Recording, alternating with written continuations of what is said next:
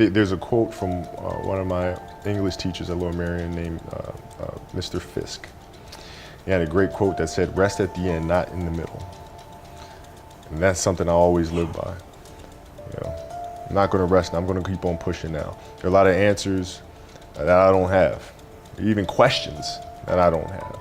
But I'm just going to keep going. I'm just going to keep going, and I'll figure these things out as we go, right? And you just continue to build that way. So I try to live by that all the time.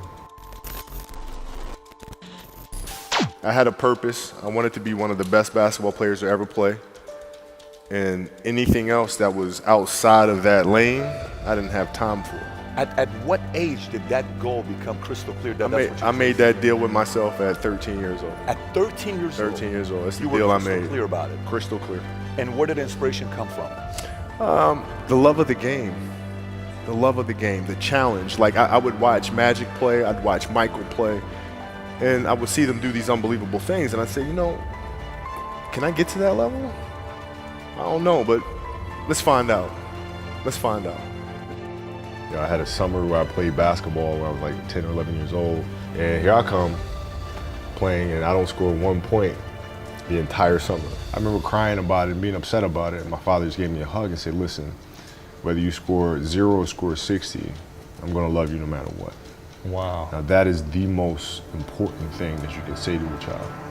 Because from there I was like, okay, that gives me all the confidence in the world to fail. But to hell with that, I'm scoring 60. From there I just went to work. I stayed with it, and I kept practicing. I think that's when the idea of understanding a long-term view became important. Because I wasn't going to catch these kids in a week. I wasn't going to catch them in a year, right? So that's when I sat down and said, okay, this is going to take some thought, right? What do I want to work on first? All right, shooting. All right, let's knock this out. Let's focus on this. Half a year, 6 months, do nothing but shoot. When I came back the next summer, I was a little bit better. I scored. Yeah, it wasn't much, right, but I scored. 12, 13. And then 14 came around, back half of 13, 14 years old, and then I was just killing everyone. What I had to do was work on the basics and the fundamentals. Well, they relied on their athleticism and their natural ability. And because I stick to the fundamentals, it just caught up to them. And then my body, my knees stopped hurting, I grew into my frame, and then it was game over. Wow. Now, were you always competitive from the day you were born? You were super competitive?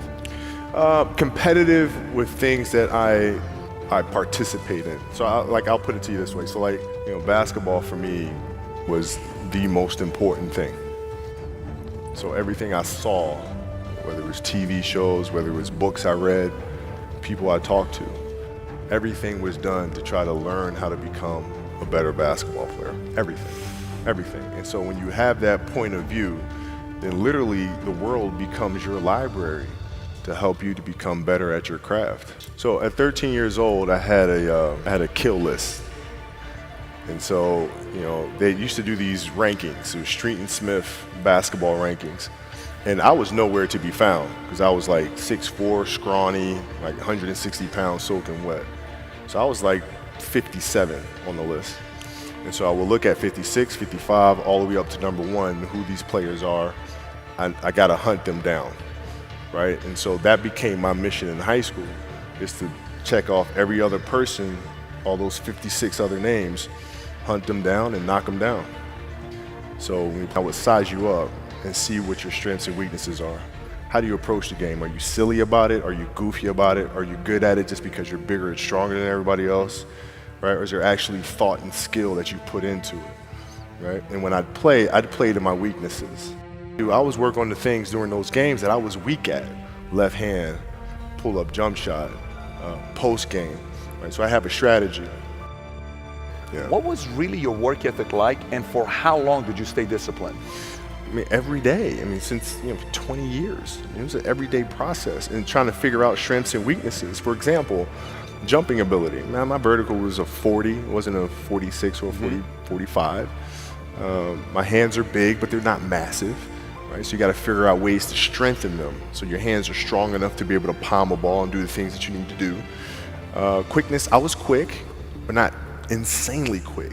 I was fast, but not ridiculously fast. Right? So I had to rely on skill a lot more.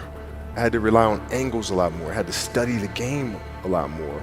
And but I enjoyed it though. So like from the time I can remember when I started watching the game, I studied the game, and it just never changed. What does losing feel like to you?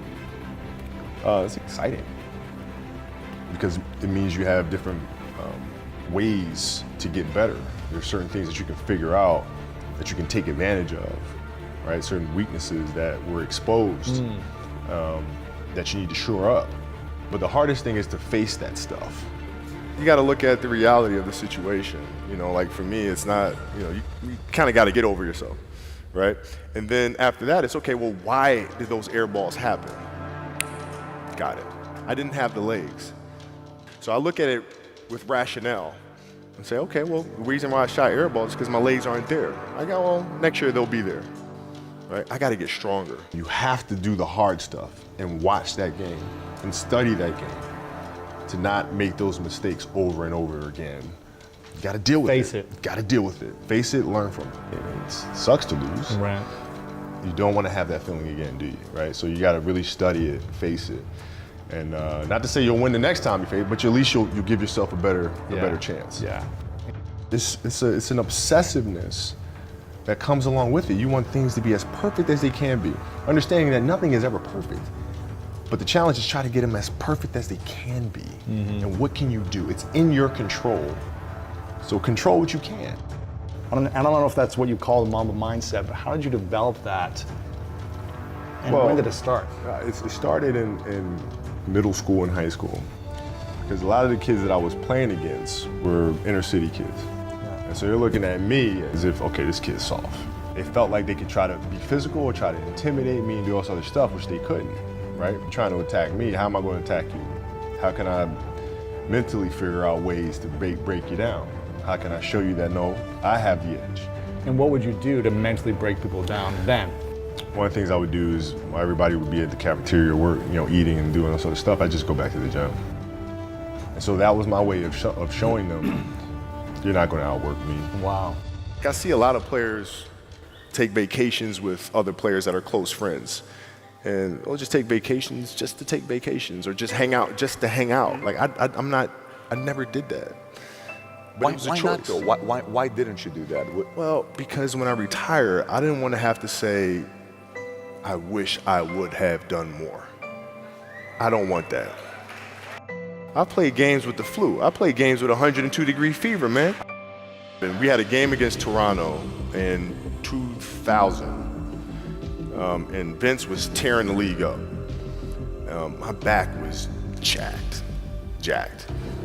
So I would be in the layup line like, okay, there's a lot of days where you can rest and recover. Today ain't one of them. Your back can bother you any other day. That ain't bothering me today. He gonna have to see me today. You're playing against the Golden State Warriors. You're about to take your shot, and then all of a sudden, boom, Achilles happens. Friend of mine, Nima, he says, I have no clue how the hell this guy did it. He went and hit the free throws, and then you walked off the stage. How the hell do you tolerate that kind of pain? I use this.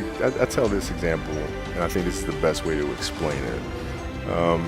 You have a hamstring injury, you pull your hamstring really, really badly. You're at home, all of a sudden a fire breaks out in the home. I'm willing to bet that you're going to forget about your hamstring. You're going to sprint upstairs. You're going to grab your kids. You're going to make sure your wife's good. You're getting out of that house, right? And the reason is because the lives of your family are more important than the injury of your hamstring. And so when the game is more important than the injury itself, you don't feel that injury. Not at that time. So you go to the locker room. Then one of the reporters says, but if anyone is going to get through this, it's probably you, right? You put your head down and you say, oh man, right? And you have tears in your eyes. Yeah. What were you thinking in that moment with all that pressure? I was thinking like, I don't know if I can do this. I don't know. There's so many factors. There's the surgery that has to take place. The surgery has to go well. And then thinking about what that process of recovery is going to look like. It's a long one. Do I want to do that? I don't know if I want to do it. I don't know. You don't know if you want to do it, or you don't know if you are going to be able to come back from it. Both. Oh, like, both I don't know if I can do it. I don't know if I want to do it. Got it. when I went in the trainer's room, my kids are in there, and they're looking at you and stuff, and I'm looking at them, and I'm like, it's all right, Dad's gonna be all right. As a parent, you gotta set the example. You gotta set the example. This is another obstacle. This obstacle cannot define me. It's not gonna cripple me. It's not gonna be responsible for me stepping away for the game that I love. I'm gonna step away on my own terms. And that's when the decision was made that, you know what, I'm doing it. Yeah, you gotta lead by example. As parents, you gotta lead by example. If you want your kids to do whatever it is they want to accomplish in life, you have to show them. If you do the work, you work hard enough, dreams come true. You know that, we all know that. But hopefully what you get from tonight is the understanding that those times when you get up early and you work hard, those times when you stay up late and you work hard, those times when you don't feel like working, you're too tired, you don't want to push yourself, but you do it anyway. That is actually the dream. That's the dream. It's not the destination, it's the journey. And if you guys can understand that, then what you'll see happen is that you won't accomplish your dreams. Your dreams won't come true. Something greater will. I think the definition of greatness is to inspire the people next to you. I think that's what greatness is or should be. It's not something that lives and dies with one person. It's how can you inspire a person to then in turn inspire another person that then inspires another person.